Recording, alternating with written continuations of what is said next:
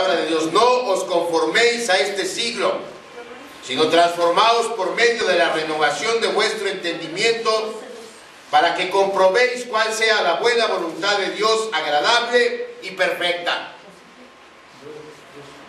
El apóstol Pablo aquí, inspirado por el Espíritu Santo, nos instruye a pensar de manera diferente, a que busquemos ya no hacer nuestra voluntad, sino la voluntad de Dios, porque la voluntad de Dios, dice Pablo, es una buena voluntad. Pero ¿cómo vamos a saber o cómo vamos a hacer la voluntad de Dios si no sabemos cuál es esa voluntad? Los siervos de Dios tenemos la responsabilidad primordial de enseñar a los hijos de Dios que Él nos encargó, y de enseñarles de acuerdo a lo que la Biblia enseña, no a lo que nos parece bien a nosotros, no a lo que a nuestro criterio está bien o está mal. La responsabilidad nuestra es enseñar al pueblo de Dios en base a lo que la Biblia enseña. El encargo del Señor Jesús al apóstol Pedro, después, cuando se encontraron después de su resurrección, ¿cuál fue? ¿Qué le dijo? Pedro, ¿me amas? Cuando Pedro le dijo sí, ¿cuál fue el encargo? Apacienta mis ovejas. En la traducción en inglés dice alimenta mis ovejas. Y ese es un encargo que ha sido transferido a todos los pastores de todos los rebaños de Jesucristo. Entonces, hermano, mi responsabilidad como su pastor es que yo le predique a usted lo que la Biblia enseña. Esa es mi responsabilidad. Pero usted tiene una responsabilidad también. Primero venir para escuchar esa voluntad de Dios. Y después recibir el mensaje, no como de parte de uno, porque uno nada más es el transmisor. Tiene que recibirlo como por parte de Dios y aplicarlo en su vida. Y eso va también para los consejos que dentro de nuestras limitaciones le damos a usted cada vez que usted nos pide un consejo. Los consejos que damos son en base a la Biblia, hermano. De manera que cada vez que usted nos pide un consejo, mi responsabilidad es dárselo de acuerdo a lo que la Biblia dice, y usted de hacerlo. Porque si usted busca el consejo de Dios a través del siervo de Dios y se lo damos, pero no lo hace, pues entonces ¿qué remedio va a hacer? Esa es la manera en que crecemos, hermanos, en que nos alimentamos espiritualmente, a través de la predicación, a través de la escuela dominical, a través de los consejos que recibimos de parte de los siervos de Dios basados en la Escritura.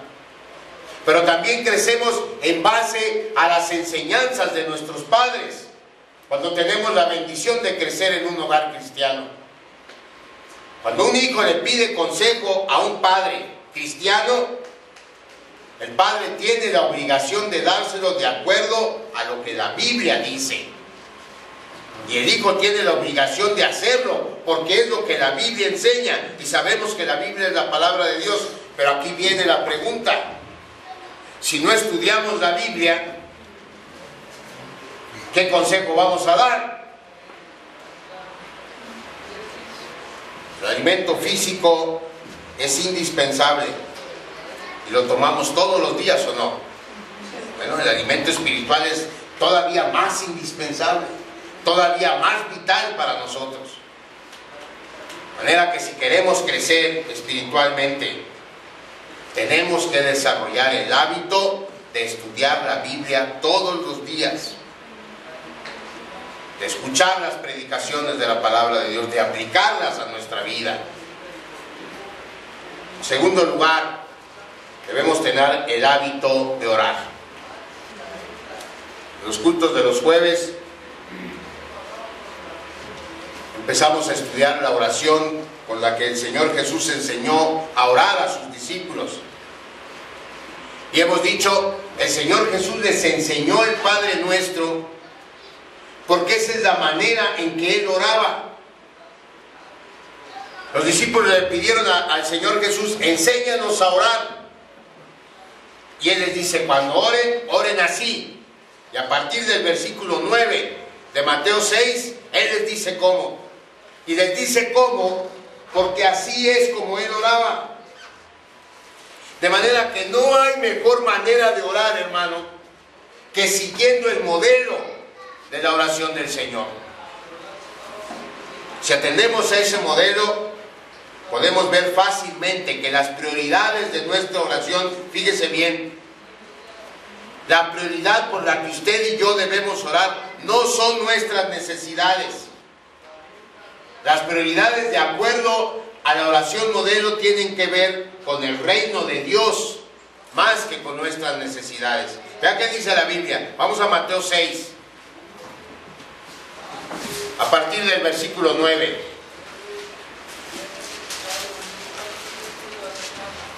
La primera petición del Padre Nuestro, Jesús nos enseña a reconocer que cuando oramos, no estamos orando a una fuerza cósmica, impersonal.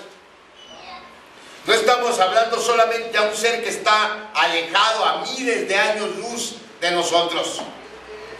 Cuando oramos en base a la oración modelo, sabemos que le estamos orando ¿a quién? A nuestro Padre, hermanos. A nuestro Papá Celestial. Esa es la primera petición. Un Padre cuyo nombre debemos honrar, cuyo nombre debemos santificar, de palabra, de pensamiento, de acción. Esa es la segunda petición. Padre nuestro que estás en los cielos. Y luego, santificado sea tu nombre. ¿Ve? La prioridad es primero que sepamos que oramos al Padre nuestro. La segunda petición es que debemos pedirle que nos ayude a honrar su nombre, a dar testimonio de Él con quienes no lo conocen, con nuestras palabras, con nuestras acciones, con nuestros pensamientos. Y luego pedimos, deseamos que el reino de Jesucristo se consume. Venga tu reino. Pero mientras se consuma, nosotros que formamos parte ya de ese reino, ya lo hemos dicho otras veces y creo que lo tenemos claro. Cuando el Señor Jesucristo vino y se manifestó en carne, en ese momento su reino se estableció. ¿Recuerdan que hemos dicho cuando Él predicó al inicio de su ministerio? Él decía: arrepentíos porque el reino de los cielos se ha acercado. Ya está aquí el reino. Estamos en espera de su consumación. Pero nosotros que hemos sido redimidos por Él, ya formamos parte de ese reino.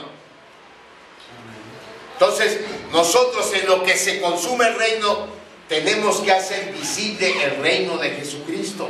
Nosotros somos sus embajadores. Nosotros somos, ¿se acuerdan que vimos el equipo gerencial que está preparando las cosas en este mundo para cuando Él regrese?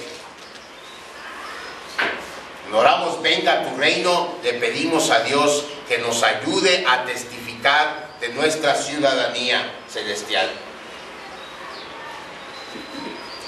Las prioridades, pues, del Padre nuestro tienen que ver no con nuestras necesidades, sino que tienen que ver con que el reino de Dios se manifieste en la tierra. En la cuarta petición, el Señor, ¿qué nos manda pedir? Padre nuestro que estás en los cielos, santificado sea tu nombre, venga tu reino. Y luego, hágase tu voluntad, como en el cielo, así también en la tierra. Eso pedimos, que en la tierra se haga la voluntad de Dios como se hace en el cielo. Porque quiero que sepa, y creo que lo sabe, que en el cielo se obedece perfectamente la voluntad de Dios. ¿Y cómo es el cielo? El cielo es un ambiente perfecto, porque se obedece la voluntad de Dios. De modo que si queremos un mundo mejor, debemos orar porque el reino de Dios y de Jesucristo sea cada vez más visible.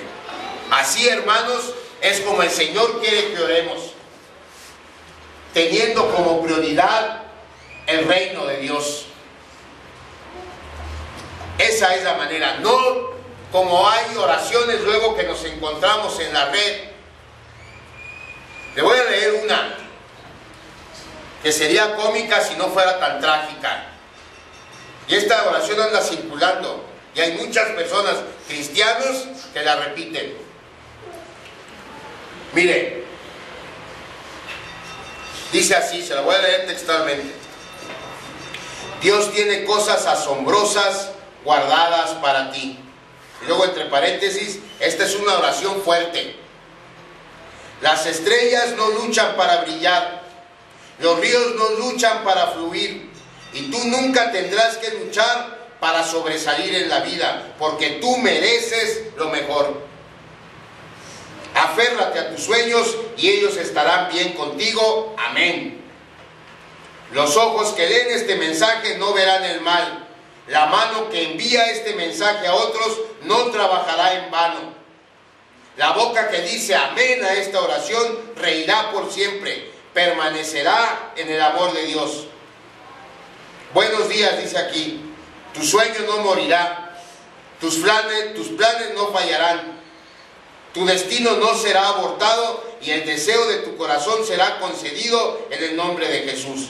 Di un gran amén y si lo crees, envíalo a tus amigos. El dinero sabrá tu nombre y dirección antes del fin de mes. Si lo crees, envíalo de vuelta a tus amigos. Nadie va al río temprano en la mañana y trae agua sucia. A levantarte mañana, que tu vida sea limpia, calma y clara, como el agua fresca de la mañana. Que la gracia del Todopoderoso apoye, sostenga y provea todas tus necesidades de acuerdo a su riqueza en gloria. Amén. Ama al Señor, ten un día maravilloso en el nombre de Jesús. La voluntad de Dios nunca te llevará donde la gracia de Dios no te proteja. Yo veo algo bueno sucediéndote a ti, algo que has estado esperando experimentar. Este no es un chiste, dice. Tú vas a recibir una visita divina que moverá tu vida hacia adelante poderosamente por el trabajo del poder imparable de Dios. No rompas esta oración. Tú eres bendición más allá de cualquier maldición. En el nombre de Jesús. Amén. Esa es la oración fuerte. Y tienen razón en lo último. No es un chiste. Es una tragedia que haya muchas personas que entiendan esto como una oración. La Biblia es clara, hermanos. Debemos orar buscando que el reino de Dios se manifieste. Esa debe ser nuestra prioridad. Todo lo demás que dice la Biblia, todo lo demás vendrá por añadidura.